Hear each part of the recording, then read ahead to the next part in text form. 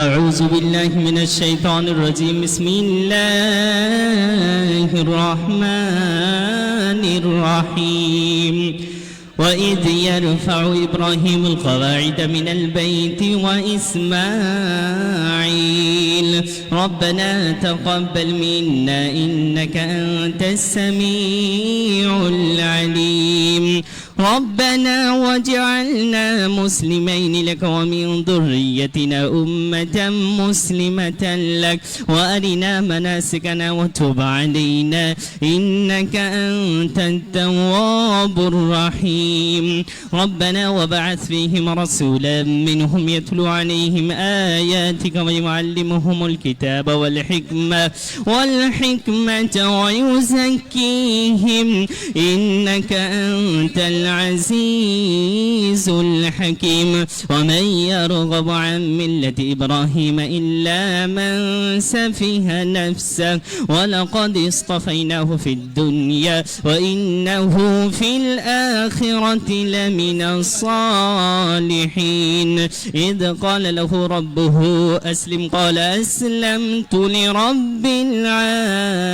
العالمين ووصى بها إبراهيم بنيه ويعقوب يا بني إن الله اصطفى لكم الدين فلا تموتن إلا وأنتم مسلمون صدق الله আর নয় শোনো, আর তেলাওয়াত হবে না। তেলাওয়াত যা করার হয়ে গেছে, সব চুপ করুন। হ্যাঁ, খতম হয়ে গেছে। বসুন বসুন বসুন। এত মজলিসে কেউ যদি বলেন এ বলেন আমাকে দেন, ও বলে আমাকে দেন, তো কাউকে দেওয়া যাবে না, কাউকে দেওয়া যাবে না। এখন যাকে দেওয়ার তাকে দিচ্ছি। আলহামদুলিল্লাহ। শোনেন, এখন যাকে দেওয়ার তাকে দিচ্ছি, আপনারা চুপ করুন। কোরআন তেলাওয়াত হয়ে গেছে, এবার আপনাদের কাছে কিছু কথা বলার দরকার। সেই জন্য আপনারা ধীর স্থির ভাবে বসুন। একবার এক কথা বলুন, কিছু পাশে দাঁড়ান। জোরে বলি নারায়ে তাকবীর, জোরে বলি নারায়ে তাকবীর। ইসলাম, দ্বীন ইসলাম, নারায়ে তাকবীর। বাবরি মসজিদ, বাবরি মসজিদ। দাঁড়ান, এবার আমি আপনাদেরকে বলছি, আপনাদের সামনে যে কথাটা, যার জন্য এত বড় প্রোগ্রাম, যে মসজিদের সম্মান রক্ষার জন্য এত বড় প্রোগ্রাম, তো সেই হুমায়ুন কবির সাহেব আপনাদের কাছে কিছু মনের অন্তরের কথা বলবেন। আমরা সবাই শুনব এবং বুঝব, আর হামেশা নিয়ত করে নেব আমরা হুমায়ুন সাহেবের সঙ্গেই আছি, থাকবো। যারা বলুন ইনশাআল্লাহ। আল্লাহ কবুল করুন। আসসালামু আলাইকুম। উপস্থিত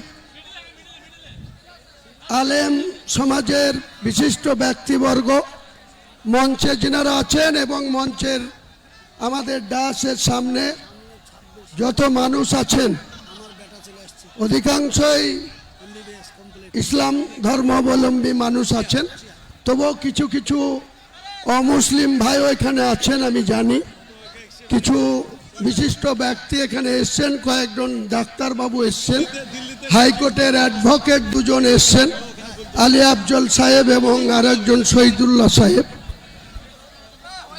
আমাদের এগেনস্টে এটাকে রোখার জন্য যে হাইকোর্টে যে একটা পিআইএলএ ফাইল হয়েছিল, সেই পিআইএলএ ফাইলের পরে ওনাদের পক্ষে কয়েকজন বিশিষ্ট লয়ার, যিনারা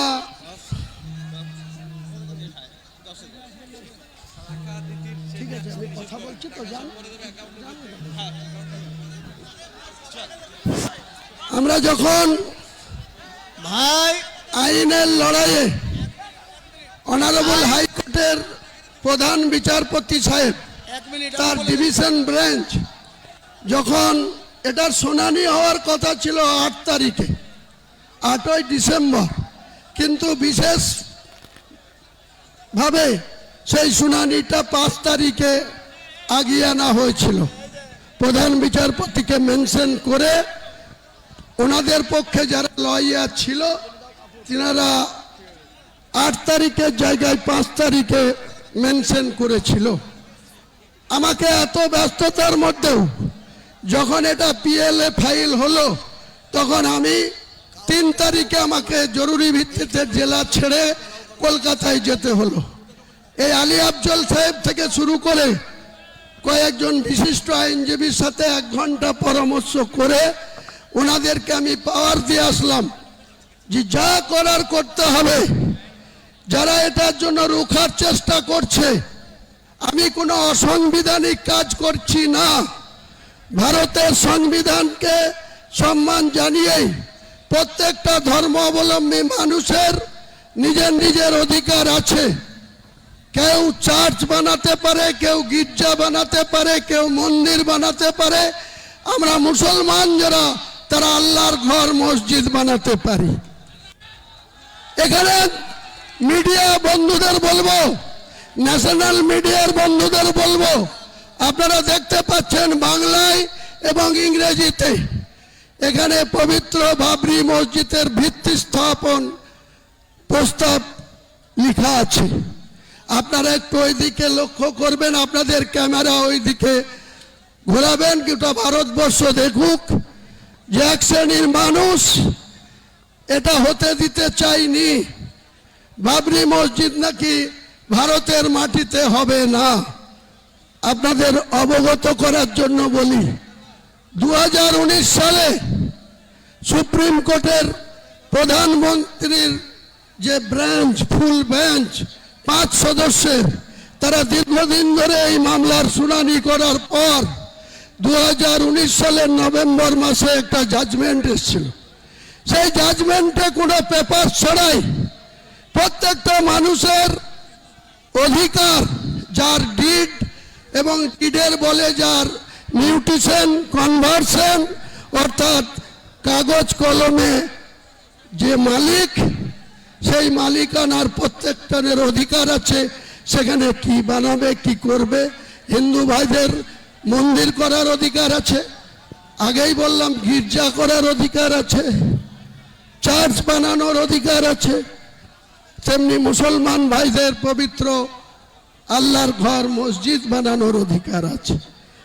সুপ্রিম কোর্ট যে জাজমেন্ট দিয়েছিল, সেই জাজমেন্টে যেমন উইদাউট কাগজপত্র ছাড়াই, রামলীলার কোনো ডকুমেন্টস ছাড়াই, শুধু বলেছিল মানুষের আবেগকে সাড়া দিয়ে অনারেবল সুপ্রিম কোর্টের 5 সদস্যের ডিভিশন বেঞ্চ সেদিন বলেছিল যে এক শ্রেণীর হিন্দু সমাজের মানুষ এখানে বাবরি মসজিদ ভেঙে দিয়েছে 1992 সালে।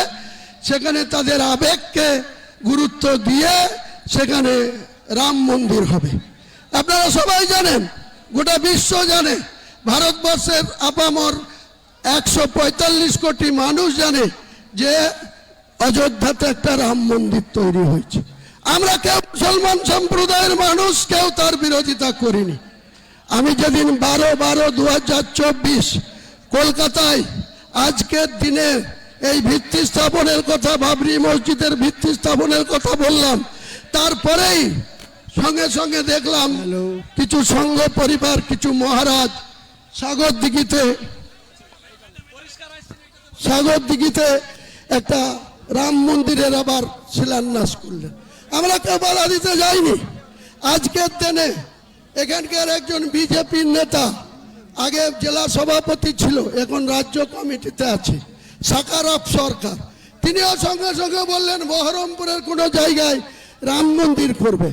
আমরা কিন্তু আপত্তি করিনি, বলেছি প্রত্যেকটা ধর্মাবলম্বী মানুষের নিজের নিজের ধর্ম করার অধিকার যেমন রয়েছে, তাদের মন্দির বানানো, মসজিদ বানানোর অধিকার ভারতবর্ষের সংবিধান স্বীকৃত। স্বাভাবিকভাবেই আমাদেরকে বিরুদ্ধে যেটা চক্রান্ত করে পিআইএলএ ফাইল করা হলো, তারা চেয়েছিল 8 তারিখে ডেট ছিল, তাহলে স্বাভাবিকভাবে আজকে 6 তারিখে আমরা শিলান্যাস করে দিতাম। তারা এটাকে রোখার জন্য স্পেশালভাবে মেনশন করলো 5 তারিখে মামলা শুনানি করতে হবে। মহান আল্লাহ যাকে সাপোর্ট দেয়, মহান আল্লাহ যাকে দোয়া করে, আল্লাহ যাকে ভালোবাসে, এই পৃথিবীর কোন মানুষ তার বিরোধিতা করলেও সাকসেস আসে না, সার্থকতা আসে না, সফলতা পায় না।